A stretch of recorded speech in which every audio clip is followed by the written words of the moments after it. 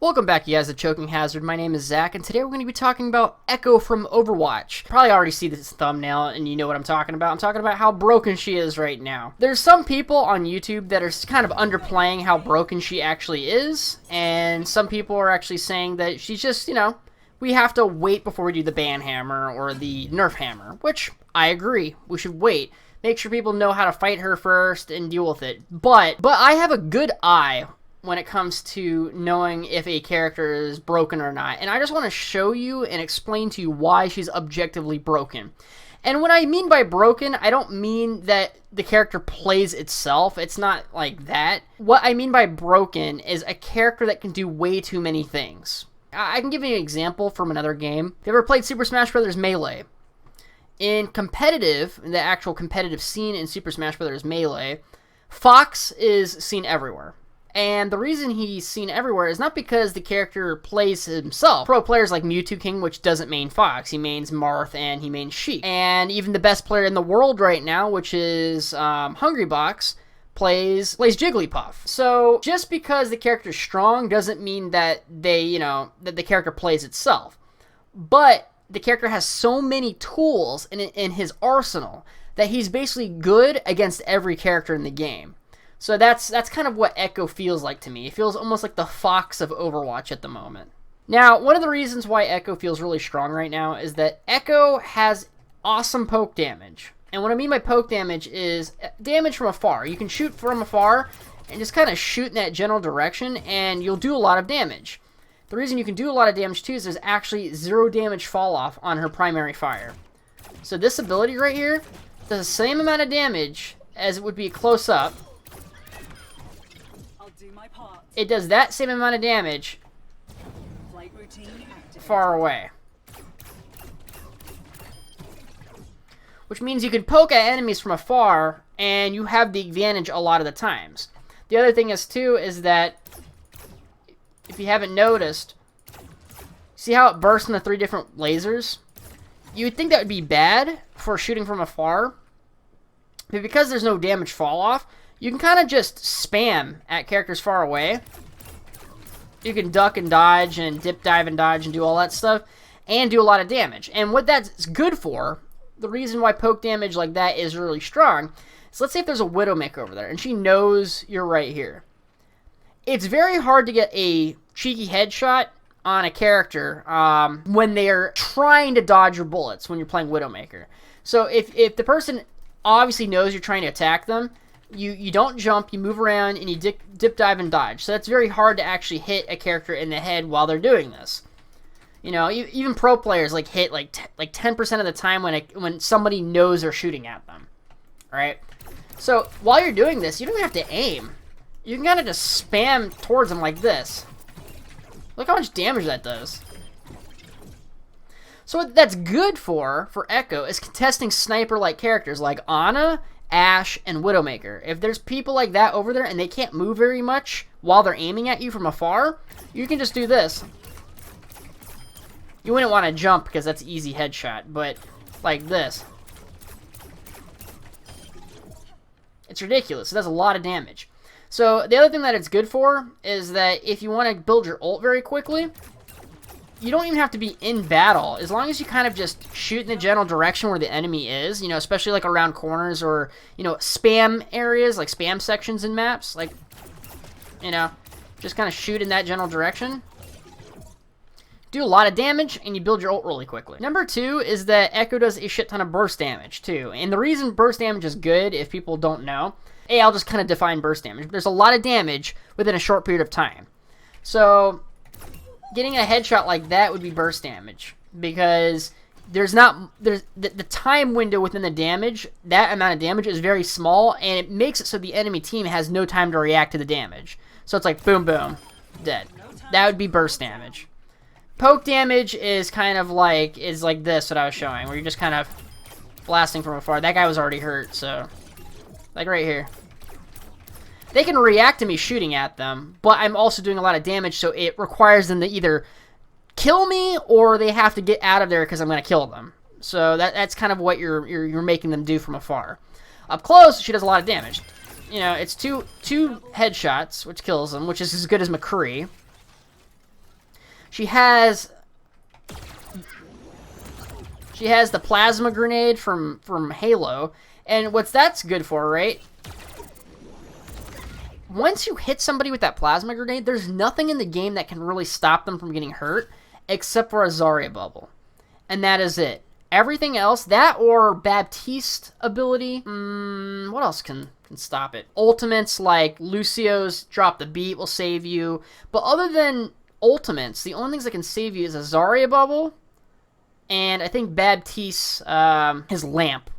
So what happens is you can just go spank. Whoops, I didn't mean to do that. Spank, shoot, and you don't even have to spank them. I'm just telling you, like, unless the enemy's character is as fresh as a newborn child, this will kill him. See, he'll be left with one block, and that's a melee hit. So if somebody has like that, and then you do this to them, they're dead. Target destroyed. And you'd think that it would be hard to hit somebody using this, but it's actually not. Especially if you like fall down on them. Fall down on them and you go like that, it's very strong and it's pretty easy to hit. The other thing is too is that the sticky bombs, which I don't think are her main issue as a character. I think the sticky bombs are fairly balanced. I'm just saying this is a strong point in the character. Is that it's like a mini pulse bomb. You know, for Tracer. So with Tracer, what makes Tracer really annoying with her sticky bomb, let me see if I can change the character real quick. I'll show you what pulse bomb looks like for people who want a visual. Adaptive circuits So, engaged. Tracer. right, pulse bomb. Nailed it. Eliminate. See how it does that? It gives you a couple seconds, and then it explodes, and you're basically dead, and there's not much anyone can do about it. The other thing that Tracer's bomb does, the other thing that Echo's bomb does, is that if these characters are close up to each other and they get hit, they'll take the same amount of damage. So it doesn't do as much damage to me, but if the other enemy was next to this person, like right here, they would take that amount of damage. You do almost 400 damage with one bomb. For example, like, Tracer's bomb is really good because you can, like, throw it in a Graviton. You know, Graviton, you can throw it on somebody when someone Earth Shatters a group of people, and it hits everybody. Well, with Earth Shatter, you just go like this. Does a lot of damage to everybody. It's not going to kill them because you have to hit them all. Well, let's say if there's a grab where they're all stuck next to each other. You just throw that in there. It's going to do almost 200 damage to an entire team, which is pretty ridiculous. It's almost like a Tracer bomb. The other thing about Echo, which I think this is her main issue, actually this is, there's two main issues with her that I think is overpowered or overtuned. And this is one of the abilities I think is overtuned. This ability doesn't look very strong right now. But you see at the end there where it turned purple and nearly killed the guy? It's this button, this laser, is basically a GG easy cleanup weapon. So, as soon as somebody has half health, it's ridiculous. It does so much damage. It does a ridiculous amount of damage. And what makes it a problem is that, A, it's easy to clean up people, so you don't even have to hit them that much. Like, let's say if you're just really crappy, you know, you can't aim worth a damn, right? I mean, I almost killed 2 people when they're at half health. And that's ridiculous, because that's 200 damage. That's a whole person for me just going like this. So watch, let me show you again one more time. I'm not even like focusing them. I'm just kind of waving back and forth. That's how damaging it does. The other reason why it's too powerful, in my opinion, is let me go ahead and bring out the tankiest character in the game. We'll play Reinhardt. Reinhardt is the most tanky as he has armor. But we'll just show Roadhog for now. All right, so we're gonna start off with Roadhog. So Roadhog has 600 health. As soon as we get it down to about half, look at that damage. That damage is almost like a Symmetra has her laser amped up to 100, or a Zarya beam up to 100. I think it actually does more than Zarya's beam, actually, I think. So, what's crazy about that is that if I'm shooting at Roadhog, Do that, throw a couple of these in there, go like this. You delete 600 health within seconds. It's ridiculous. And if you think it's just because he doesn't have armor, I'll think again. Have Reinhardt right here. You go shoot, shoot, shoot.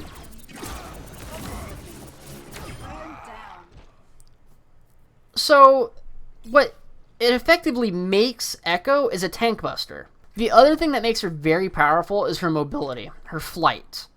And you're probably thinking, well, what makes flying so good? Well, let me show you the painful truth about flying characters and why Pharah was balanced around not being able to do anything except when she's in the sky. D.Va can deal with flying characters. Orisa has a hard time with flying characters. Reinhardt can't do shit against anything flying. Roadhog has a difficult time. Sigma has a difficult time. Winston can deal with flying characters.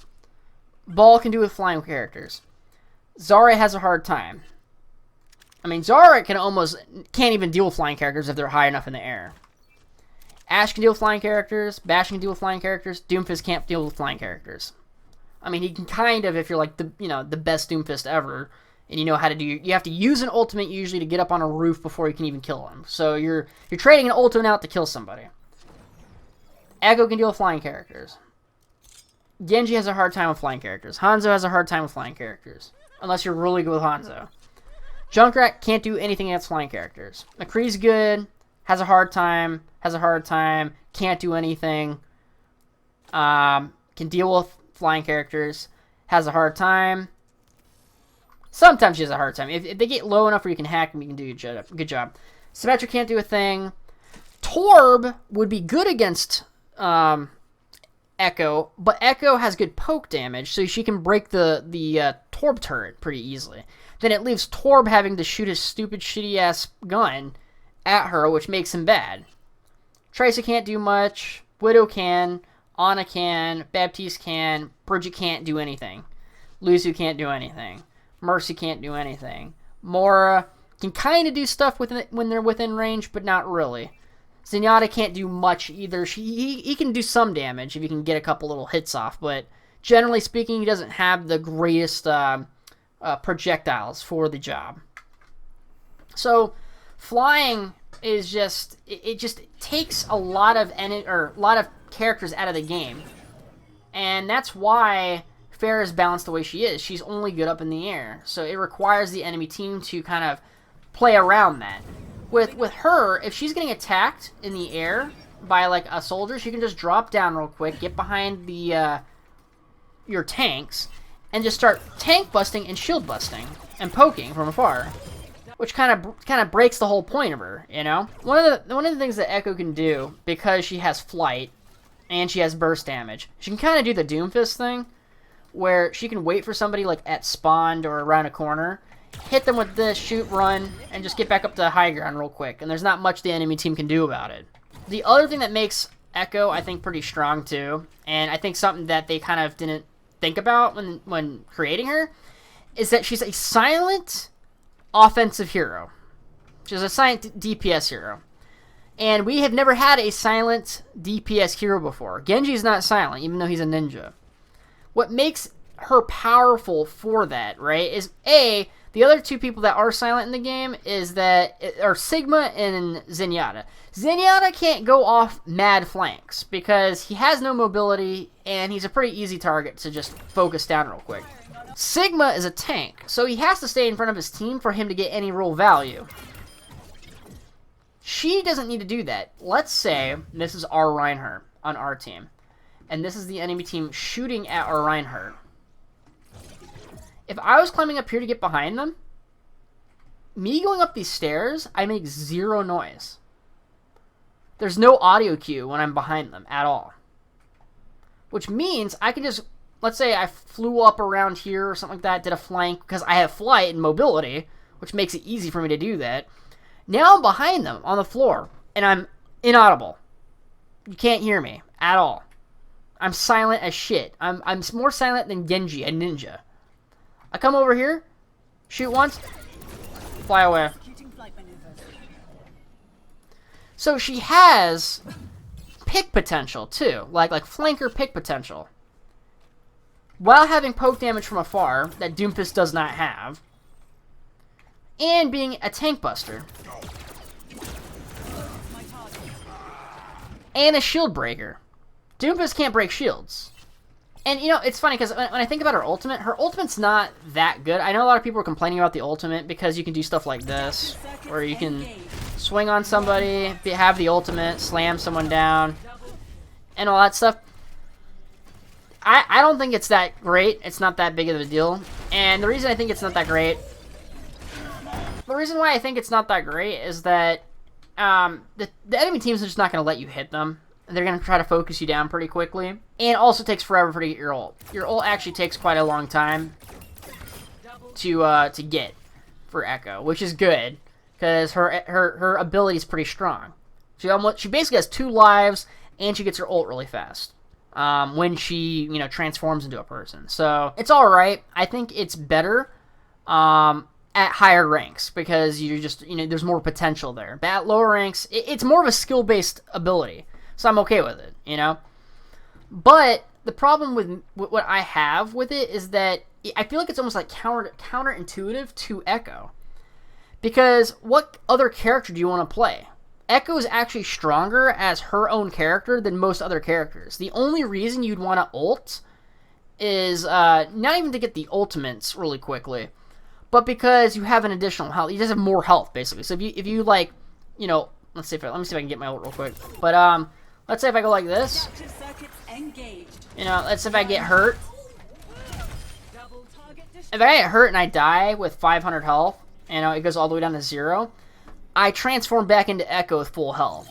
So I get almost two lives, basically. And I think that's like the only real good thing with it. I think it's, but I think that's the only good thing with it. I think it, you know, just having a shit ton of health for a little bit helps out a lot. That you can get ultimates pretty quickly, but you know, you're trading off your own ultimate for one of the kind of enemy team's ultimates, if that makes any sense, you know? So I don't think you're going to get your ultimate that often, like double that often. So I think it's alright. I think other than her ultimate being just kind of average, in my opinion, the only other bad thing about Echo is that she has a big-ass hitbox. It's like, it's the size of Texas. But so does Doomfist. Doomfist has a bigger hitbox than Echo. Kind of breaks the whole point of her. But that's all I really wanted to talk to you guys today about. It's just that I feel like she can do way too much for what she's, you know, meant for. And I'm not really sure what she's meant for, to be honest. Because she can break shields, she can poke from afar, she can do all of that stuff. And I think, let me give you my main issue. I think the beam needs to be nerfed. The beam needs to be nerfed. It kills tanks way too fast. And it breaks shields way too fast. And that makes her a tank buster. And a very sufficient tank buster. Because it's really not that hard to aim lasers in this game. Any sort of beam type of character, you don't even have to aim very well. You just gotta kind of like barely poke at them. And then they die. So that's an issue. I think they need to nerf that. Her ability to fly is kind of ridiculous, in my opinion. And having poke damage. But they can kind of deal with the flying thing if they want another flying character, whatever. It's not as good as Pharah when it comes to flying, so there's that. I think they need to make her louder in the game, period. I think her ability to be silent while moving is stupid, especially for an offensive character. Like, people don't realize how effective audio cues are in this game. They even explain to you in the game that characters that are deadlier characters make louder footsteps in the game. So McCree makes like that ting ting ting when he's walking, because you can't just like, if you walk around a corner and he flashbangs, you're just dead. So imagine like a McCree, but he's silent, walking around like Echo, because she can kind of do the same thing. She can just go and you're dead. Kill confirmed. So the fact that she's like this, and she's not even that, like, for example, McCree doesn't have a flying or mobility about him. I know he has this little roll, but let's get real, that's not the greatest mobility tool. So the fact that she can be like right here, and they won't even hear me, and I go like this, and then shoot, and then go like this, and just fly away up to the high ground, that's ridiculous. That makes no sense to me. This laser has to be fixed, though, and I think it's the biggest issue right now. And then the other thing is just make her so she's not silent. I think being silent as an offensive character is actually completely stupid. And with mobility, like she does. Yeah. Like, if she's above you, you can't even hear her above you. She can just jump down and do this, and then, like, what is this bullshit? And if somehow you don't die, right, and you don't die and you just get like half damage, she just does this and you're instantly dead, and there's no way to actually block that. It's really dumb. Shields get broken by it. Sigma's kinetic grasp can't do anything to it. Diva Matrix can't do anything to it. Genji Reflect can't do anything to it. Beams are very powerful in this game, so giving a beam that does that much damage to shields, tanks, and everything else is retarded. It's just ridiculous. That's all I really want to talk to you guys today. I hope you guys understand. If you guys have your own opinions, please go ahead and leave them in the comment section. If you agree with me and you just want to say, hey, I agree with you, put that in the comment section. It makes me feel good. And if you think, hey, your commentary sucks, and this is why, and you want to put your opinion down on why I'm wrong, then go ahead and do that too. Hey, I might be wrong. I have no clue. But I have a good sixth sense when it comes to this stuff, so I don't know. Who agrees with me?